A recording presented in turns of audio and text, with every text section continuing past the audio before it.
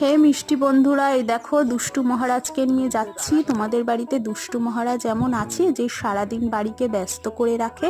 তো দেখো সকাল সকাল চলে এসেছি পদ্ম পাতার সামনে। কি সুন্দর জলের ওপরে পদ্মগুলো শোভা পাচ্ছে, আর চারিদিকে লাল পাতা বাহারিগুলো যেন তার সৌন্দর্য আরও দ্বিগুণ করে দিয়েছে। তোমরা কে কে এমন দেখতে পছন্দ করো আমাকে একটু জানিও তো। আর টগর ফুল তো এমন কেউ নেই যার প্রিয় না, ভীষণ ভালো লাগে এই টগর ফুল। আচ্ছা বন্ধুরা, আজকে দুপুরে জানো চিংড়ি মাছ করেছিলাম। তোমরা বাড়িতে চিংড়ি মাছ কেমন করে করো আমাকে একটু জানিও। আমি কেমন করে করি সে রেসিপিটা তোমাদের সাথে শেয়ার করছি। দেখো বন্ধুরা, তেলের মধ্যে চিংড়ি মাছটাকে দিয়ে দিয়েছি।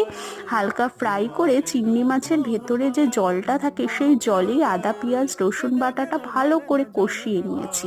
কষিয়ে তারপরে চিংড়ি মাছগুলোকে ছেড়ে দিয়েছি। তো দেখো কি